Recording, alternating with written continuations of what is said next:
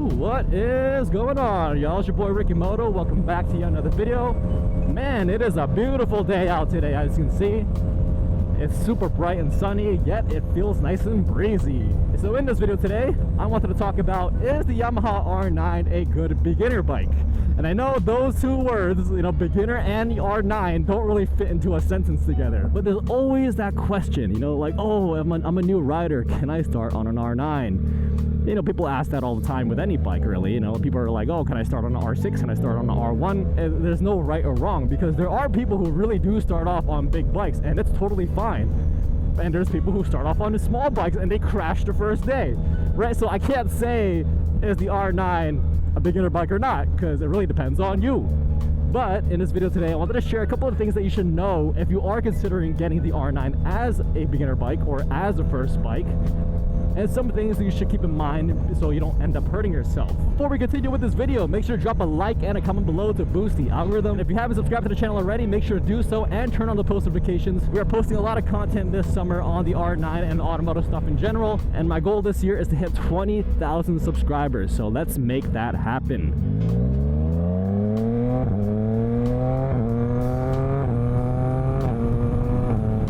Oh, man. This thing rips. I'm not even pushing it.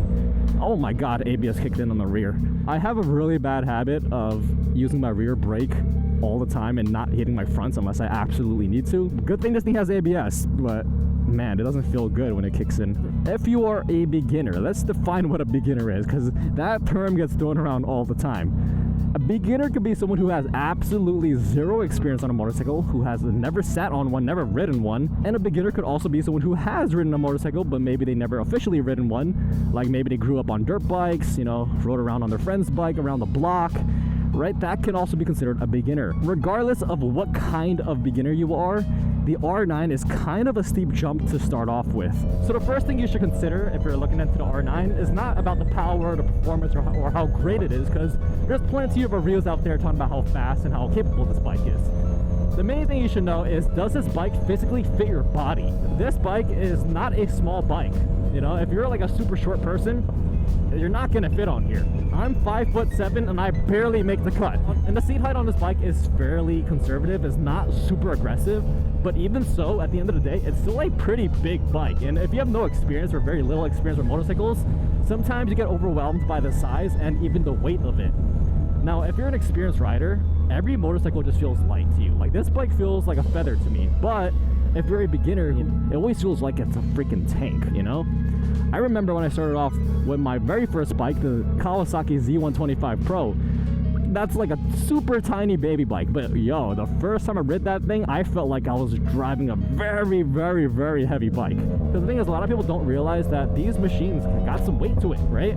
And you got to be able to handle that weight, because if you can't, it's going to tip over really easily. Like, go to a dealership and just sit on it.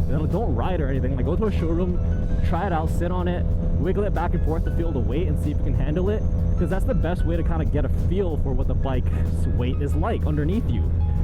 It'll always feel lighter when you're riding for sure, but like, you have to also feel what it's like when it's on a standstill, when it's parked, because a lot of times you got to maneuver the bike around, or if you're at a traffic light, you're sitting with all that weight underneath you, and you got to be able to make sure it doesn't tip over. The next thing is, how much self-control do you have?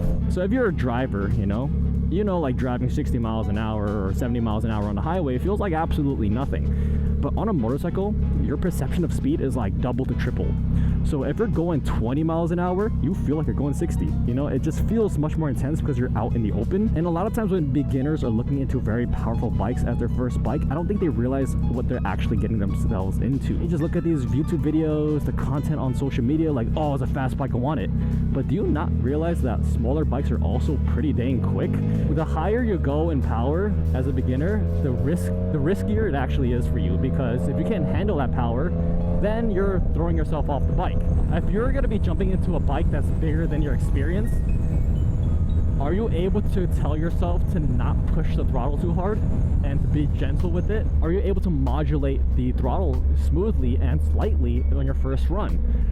Because these bikes, especially the R9, these things are very torquey. The CP3 engine is no joke. If you look carefully at my right hand on the throttle, it's barely moving. Like, at most, I'm giving it like 20% throttle. Like, I don't go past that, because anything beyond that, it's flying. So I do want to provide some perspective on those who are absolutely anal about getting an R9 as their first bike, because it could work, and this is why. This bike comes with a lot of tech features, and I've mentioned that multiple times in my videos. These tech features really are a game changer in terms of safety.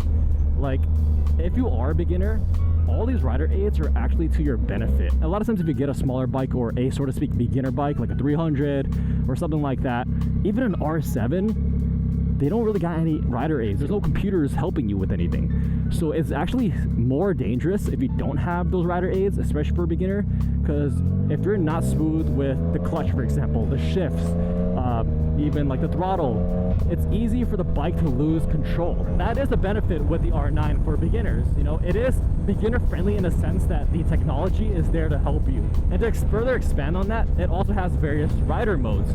So if you are a beginner, you can definitely tune the bike down in terms of power, right? Custom mode here, right? So there's a rain mode. That's like your eco mode. So if you're, you know, trying to tone down the power, the rain mode significantly cuts power by, I want to say, almost half. So it does become quite manageable if you are a beginner.